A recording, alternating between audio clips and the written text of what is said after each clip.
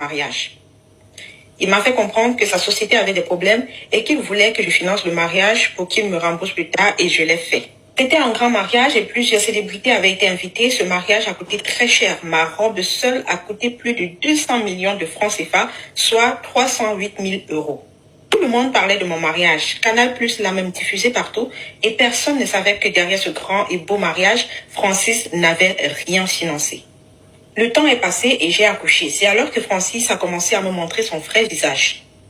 Il est allé en France, le pays où il vit normalement, soi-disant qu'il voulait faire les papiers pour un regroupement familial. Le temps est passé, mais ça n'aboutissait pas. Je lui ai dit qu'avec ses milliards et le fait qu'on soit marié et qu'on ait même fait un enfant, ça allait être pourtant facile. Il m'a envoyé des documents de sa fortune et de ses biens, de ses revenus, de sa société de diamants pour que je présente à l'ambassade. Je l'ai fait et vous savez quoi? On m'a dit que tous ces papiers étaient faux. Et on m'a même interdit d'aller en France en disant que je voulais les arnaquer avec de faux papiers. J'ai commencé à comprendre que je m'étais fait avoir.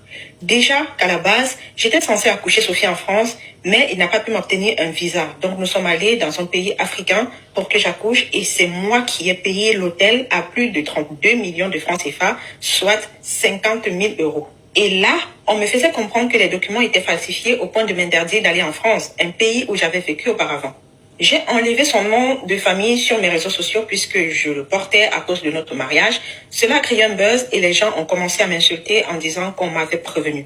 Je faisais semblant d'être forte pour montrer que ces injures ne m'atteignaient pas, mais en réalité, je pleurais tous les jours quand je me retrouvais seule chez moi et surtout quand je voyais ma fille car elle me rappelait ce mythomane.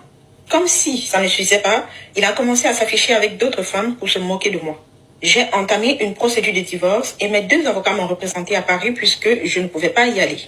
Bientôt, il y aura une autre assise et j'espère obtenir ce divorce sans qu'on me demande de partager mes biens avec ce type car on avait signé bien